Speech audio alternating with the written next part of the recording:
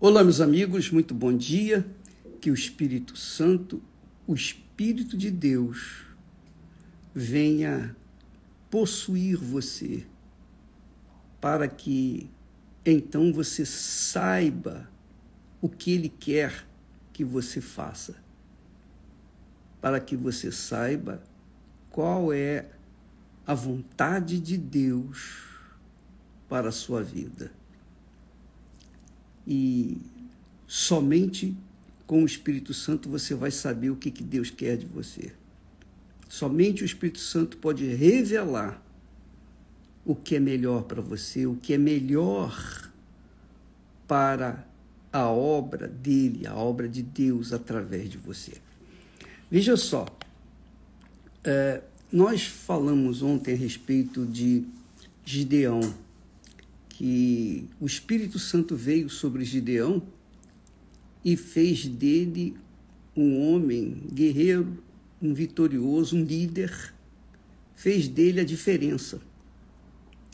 Mas antes de Gideão receber o poder do Espírito Santo, o revestimento do Espírito Santo, que você também tem que ter, a situação de Gideão, ela calamitosa.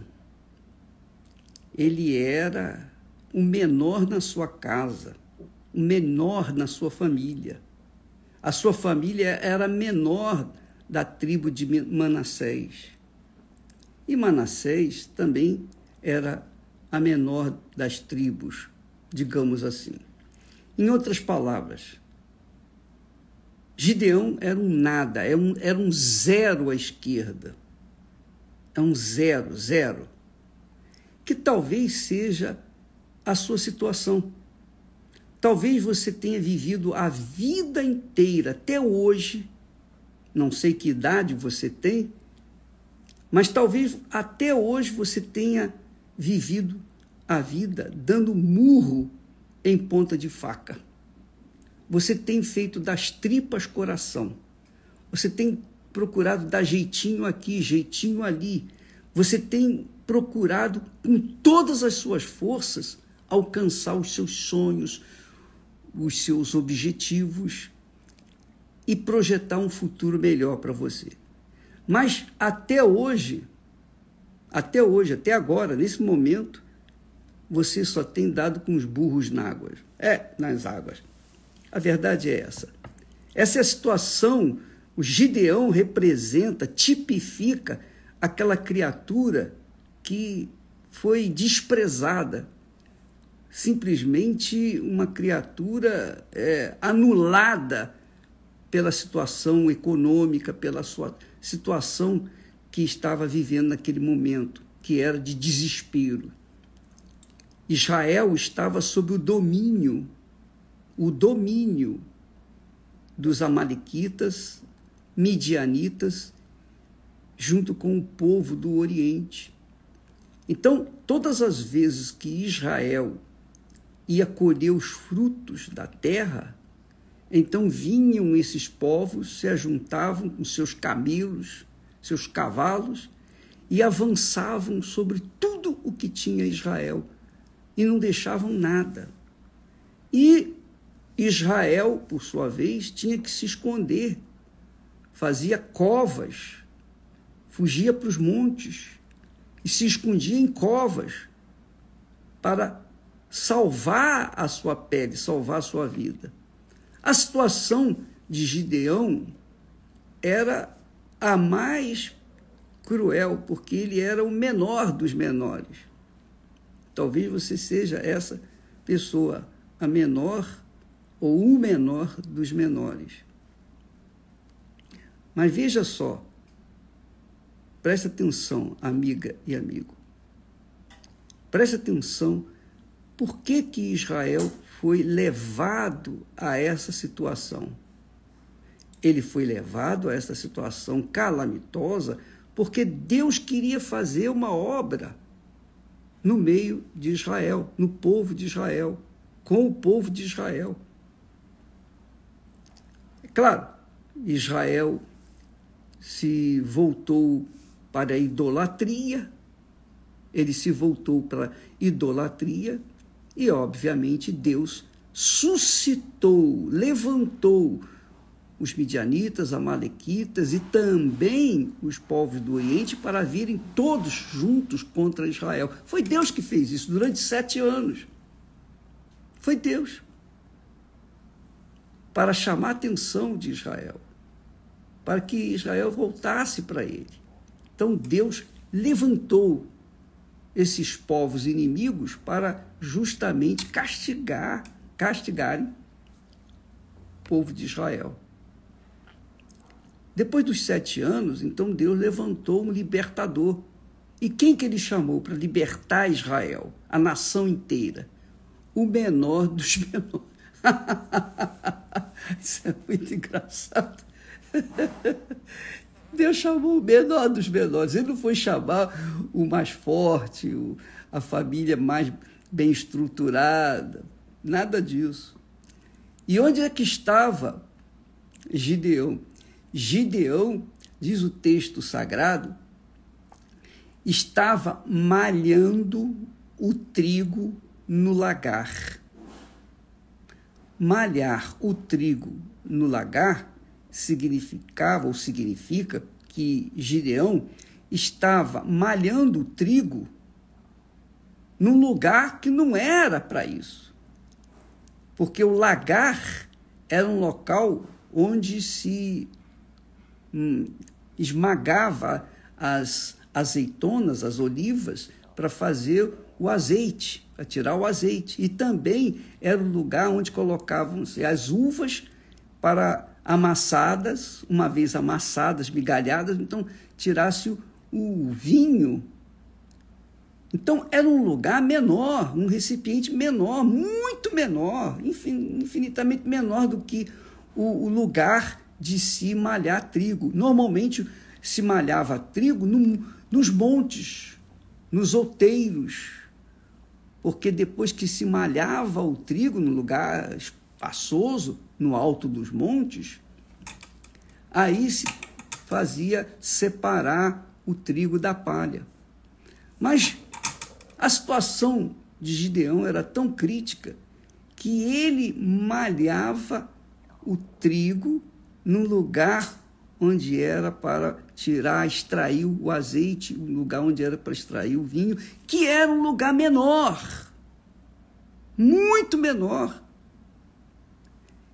E aí está era a situação de Gideão.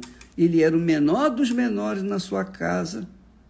Além disso, a situação era tão crítica que ele, para salvar um pouco do trigo, para fazer uma meia dúzia de pão, se fosse possível, ele estava malhando o trigo lá no lagar, um lugar que não era para isso, não foi feito para isso. Ora, minha amiga e meu caro amigo, talvez seja essa a sua situação. E Deus tem permitido essa situação na sua vida, sabe por quê? Porque Ele quer dar uma chance para você. É assim que eu vejo. Porque todas as vezes que Israel se voltava para a idolatria, então Deus suscitava inimigos para que Israel viesse acordar, despertar para a voz de Deus, para a sua palavra, as suas leis, os seus mandamentos. E quando Israel era livre, como ele foi livre, através de Gideão, Israel passou por um período bom, mas novamente caiu na idolatria. E esse é o mal das pessoas. Lembra quando nós falamos nesses dias sobre Jesus, quando Jesus disse: nem todo que me diz Senhor, Senhor, entrará no reino dos céus? Pois é, nem todo Israel era fiel a Deus. Apenas uma pequena parte continuava fiel, mas a maioria das pessoas eram idólatras. Então Deus suscitava inimigos para despertar a fé dessas pessoas. E é o que tem acontecido a gente tem visto isso também nos dias atuais. Você tem visto testemunhos, nós temos postado testemunhos de pessoas que chegaram no fundo do poço. E por que Deus permitiu que essas pessoas chegassem no fundo do poço? Porque Deus viu nelas sinceridade. E só tinha um jeito de chamar a atenção dessas pessoas, fazendo-as chegar no fundo do poço. Porque enquanto elas estivessem contando com as suas próprias forças, elas não teriam ouvidos para ouvir a voz de Deus. E quem sabe essa é a situação sua. Você está aí malhando trigo no lagar, gemendo, e Deus está permitindo que você esteja encaminhando-se para o fundo do poço, ou já esteja no próprio fundo do poço. Mas isso é para dar a você a chance de conhecê-lo, porque somente quando a gente chega no fundo do poço é que a gente não tem para onde recorrer, para onde ir. Você olha para um lado, olha para o outro, é só parede, é poço, não tem lugar para ir, para fugir. E por ser muito profundo o poço, a pessoa tem que olhar lá para o alto, e buscar socorro lá do alto. E para buscar socorro lá do alto, ela tem que gritar, ela tem que esbravejar, ela tem que manifestar a sua fé no Deus vivo. Entende o que nós estamos falando? Então, Deus permitiu e tem permitido para você chegar nessa situação, para que você olhe para o alto. Não conte com as suas forças. Não conte com sua inteligência, com a sua capacidade. Não conte com os seus diplomas. Não conte com a sua sabedoria. Não conte com o seu dinheiro. Não conte com os amigos. Não conte com os políticos. Não conte com ninguém. Não espere por parentes. Não espere por ninguém. E eu digo mais, não espere pelo pastor, não espere pelo bispo, mesmo que seja o bispo Macedo, não espere por ninguém, não espere que a igreja venha mudar a sua vida, não, somente um pode arrancá-lo desse poço, é o próprio Deus, ele que faz isso. É óbvio que ele usa pessoas, mas ele usa os seus servos, ele usa, mas não são os seus servos os salvadores, não. Ele é o Senhor, ele é o Salvador. E enquanto você estiver com a sua fé dividida, você pode pertencer a uma igreja, outra denominação, você pode ter sido ou está sendo uma cristã há 20, 30, 40 anos. Mas, minha amiga, meu amigo, se você não se inclinou para o Senhor Altíssimo Deus, se você não o invocou, se você não tem o seu Santo Espírito, você sempre será uma criatura dividida entre a sua religiosidade e a sua situação crítica, as circunstâncias que envolvem você. Ontem, ou no sábado, uma senhora veio procurar o bispo na igreja, um sábado à noite. Ela estava passando na igreja e viu ela escrito: pare de sofrer. E ela veio para falar com o bispo. Aí encontrou lá uma obreira, e a obreira: olha, não tem reunião agora, à noite, sábado. Vem amanhã, pela manhã, que tem reunião, você pode falar com o bispo. E ela, no dia seguinte, veio na igreja, veio na reunião. E depois da reunião, ela esperou o bispo para atendê-la. E ele atendeu, e ela, chorando copiosamente, disse: bispo, eu sou de uma outra igreja, de uma outra denominação. Eu sirvo a Deus, eu tenho servido a Deus há 20 anos. Eu tenho Jesus no meu coração. Olha só. Eu tenho Jesus no meu coração. Quando ela disse isso, então acendeu a luz vermelha para o bispo, que disse: olha, esse é o seu problema. Jesus no coração significa que toda a sua fé está restrita, limitada aos seus sentimentos do coração. Porque quem tem Jesus no coração quer sentir. Apenas sentir, porque o coração é o centro das emoções, é o centro dos sentimentos. E então ela contou a sua vida, suas misérias, suas desgraças. Tudo tem dado errado para ela. Deus permitiu que isso acontecesse, porque Deus viu sinceridade nela. Mas Deus não se manifestou para ela. Ele deixou ela chegar nessa situação crítica, porque ela estava desesperada, justamente para ela buscar ajuda, para se humilhar, para chegar e dizer: eu preciso de ajuda.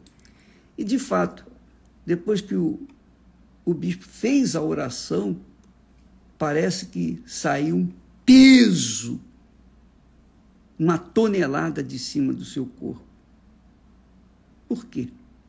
Porque ela vinha cultuando Jesus no seu coração. Quer dizer, uma pessoa dependente dos sentimentos. Sabe aquelas igrejas, aqueles pastores, ou quem quer que seja, que trabalha com a música, muita emoção, muito sentimento, muito oba-oba, muita sensação.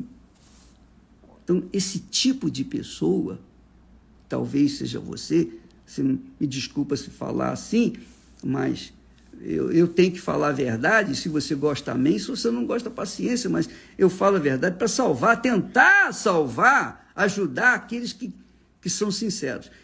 E então, o que aconteceu? Ela saiu aliviada. Ela saiu, descarregada. Ela estava carregada de um espírito enganador. Porque Jesus não entra no coração. Jesus, o Espírito Santo quer dizer, é o Espírito de Deus, é Deus. Deus é palavra. Deus é palavra. E como Deus é palavra, é espírito, ele usa falar no nosso espírito, no nosso intelecto, não no nosso coração, porque ele sabe, ele mesmo revela que o coração é enganador. A fé no coração é a fé sensacionalista. E é por isso que a maioria das pessoas que se dizem cristãs, evangélicas, crentes, seja lá o que for, vivem uma vida desgraçada. É uma vergonha para o evangelho, é uma vergonha para o nome de Jesus, quando elas dizem: não, eu sou crente em Jesus, mas é uma criatura dividida, uma criatura amargurada, a fisionomia dela é uma fisionomia triste. Por quê? Porque Jesus vive no coração dela, Jesus não está aqui na cabeça dela, quer dizer, ela não tem o Espírito Santo, não tem o Espírito Santo. Mas, ô bispo, eu falo em línguas. Você pode falar qualquer língua, você pode falar todas as línguas, igual o diabo fala todas as línguas, só não fala a língua de Deus. Então não se iluda com as suas línguas, não se iluda com os seus talentos, com os seus dons, porque o que vale é o fruto. O fruto. Quando a pessoa tem o Espírito Santo, ela é a própria fonte. Ela jorra a água viva. Ela não fica carente de oração A, de B, de C, de quem quer que seja. Não, ela vive pela própria fé que o Espírito da fé lhe dá. Mas isso só acontece aqui, na cabeça. Não acontece no coração. O coração é lugar de sentimento. Então essas pessoas que vivem dançando, rodando, rodopiando e tal, aquele lero-lero, vive uma fé fantasiosa. Uma fé fantasiosa, uma fé dividida entre o Deus de Abraão, de Isaac e de Israel e o Deus desse mundo. É por isso que Jesus disse: ninguém pode servir a dois senhores. Ou você serve ao Deus vivo, ou você serve a Mamon. E Mamon, aqui, também tipifica as suas vaidades, seus projetos, suas concupiscências, enfim, significa os seus desejos. Você não pode servir a Deus e os seus desejos. Você tem que servir a Deus e acabou. E deixa o resto com Ele. É toda a sua vida, é tudo por tudo. Isso é ter o Espírito Santo. O Espírito Santo vem para guiar a nossa cabeça, dirigir, conduzir a nossa cabeça, para que a nossa cabeça, o nosso espírito, venha guiar o nosso coração segundo a palavra dele, não segundo as emoções, segundo os sentimentos, segundo as coisas desse mundo. Gideão era fraco, débil, o mais pobre, o mais miserável, o mais insignificante, mas Deus viu em Gideão uma sinceridade. Então Deus foi até onde ele estava malhando o trigo lá no lagar. Quer dizer, ele estava, digamos assim, nos dias de hoje, como aquele mendigo cozinhando, fazendo um pouquinho de farinha ou feijão numa latinha na rua, num fogo aceso na esquina ou debaixo de um viaduto. Quer dizer, vivendo uma vida desgraçada. Foi quando o Espírito de Deus veio sobre Gideão e fez dele uma nova criatura. Arrancou aqueles pensamentos obtusos, porque ele mesmo confessou: eu sou o menor, Senhor. Confessou para o anjo: eu sou o menor na minha família, a minha família é a menor de Manassés, e eu sou o menor da minha família. A minha família é pobre, eu sou o menor. Mas Deus viu em Gideão uma sinceridade. É isso mesmo. Ele queria a verdade. E o Espírito Santo veio sobre ele. Ele fez de Gideão um líder. Ele fez de Gideão uma criatura que viesse libertar todo Israel. E Deus quer fazer isso com você. Mas você tem que ser humilde. Você tem que olhar para o alto e dizer: ó, meu Deus, eu tenho colocado a minha fé no Senhor, no meu coração. Ou melhor, eu tenho colocado o Senhor no meu coração. Não, Jesus não. Ele nos dá a palavra. A palavra é espírito. A palavra é ideia. A palavra é pensamento. Quando nós absorvemos, quando nós recebemos a palavra de Deus, é no intelecto, é na cabeça. E ali, na cabeça, a gente procede, a gente processa, a gente define se a gente aceita seguir aquela palavra ou rejeita. É na cabeça que a gente vai decidir se obedecemos ou não a palavra de Deus. É na cabeça que a gente decide se vai servir ao Senhor dos Exércitos ou vai servir aos nossos caprichos. Por isso Jesus disse: ninguém pode servir a dois senhores. Quem tem o Espírito de Deus só serve a Deus. Quem não tem o Espírito de Deus serve a si mesmo, serve ao mundo, serve a todo mundo, menos a Deus.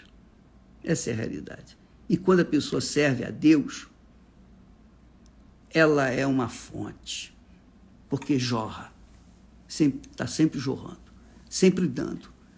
Ela não é uma mendiga pedindo: por favor, pelo amor de Deus, ora por mim, me ajude aí. Não, ela é a fonte, ela dá, ela tem para dar, não só hoje, mas todo santo dia, chova, faça sol, ela é uma fonte.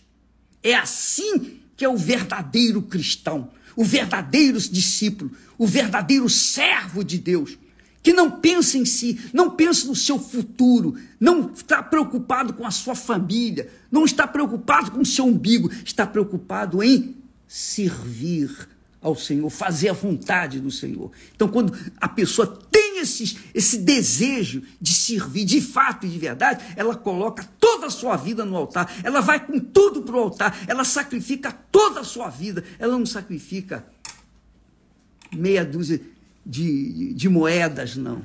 Ela sacrifica toda a sua vida, sua mente, seu coração, seus desejos, suas concupiscências, suas vaidades. Ela sacrifica o seu corpo. Ela sacrifica sua trindade, que é espírito, alma e corpo. Ela coloca tudo no altar. É tudo por tudo. Primeiro é o Senhor. Se ela não fizer isso, minha amiga, meu amigo, esquece. O Espírito Santo não vai vir sobre ela. E se o Espírito Santo escolhe uma pessoa, quando ele escolhe uma pessoa, ele coloca isso dentro dela. Foi o que aconteceu comigo. Eu estou falando para você o que eu experimentei. Eu posso falar isso para você. E eu falo isso para você não porque eu sou alguém superior a você, não. Eu também era um menor na minha casa era menor da minha família, etc, etc, etc, etc. Cheio de complexos, cheio de traumas, cheio de problemas, cheio de coisas, cheio de nhenhenhê. Mas Deus viu uma sinceridade em mim. E Ele então veio e me consagrou, e me encheu do Espírito Santo, me deu o seu Espírito. E aí mudou o meu pensamento. Mudando o meu pensamento, mudou a minha vida. E a vida de muita gente que Ele tem salvado. Ele tem salvado. Através desse vaso de barro. Minha amiga, meu amigo, é tudo ou nada com Deus. Não existe meio termo. Não existe um jeitinho brasileiro, não. Uma banana. Essa é a verdade para aqueles que querem agradar a Deus e a mamão. Ou é ou não é. Ou vai ou racha. Fé é isso. Fé não é você frequentar uma igreja, uma denominação, ainda que seja igreja universal do reino de Deus. Não. Fé é a entrega. Você entrega toda a sua vida àquele que você diz que crê. Se você crê no Senhor Jesus de todo o seu coração, você coloca toda a sua força. Porque os espíritas costumam fazer isso. Para a vergonha de muitos cristãos, muitos espíritas colocam toda a sua vida, vão para o roncó, tiram a roupa, são sacrificados, bebem água de abô, fazem de tudo e por tudo para agradarem os espíritos, as entidades. Ora, será que Deus merece o resto? Qual o tratamento que você tem dado para com Ele? Enquanto você ficar nesse chove não molha, você vai continuar malhando o trigo no lagar. E só vai acontecer uma vida nova quando você receber o Espírito Santo. Essa é a fé da campanha de Israel, dessa vez. É o Espírito Santo. Ou tudo ou nada. Mas o Espírito Santo não é uma parte de Deus, é a totalidade, a plenitude de Deus. Mas para você ter a plenitude do Espírito Santo, você tem que dar a plenitude da sua vida. Espírito, alma e corpo. Do contrário, esquece. Essa é a realidade. Ou é ou não é. Desculpa lá. Deus abençoe a todos vocês em nome de Jesus. E Deus abençoe, abrindo o entendimento para entender e obedecer a palavra dele. Até amanhã. Deus abençoe.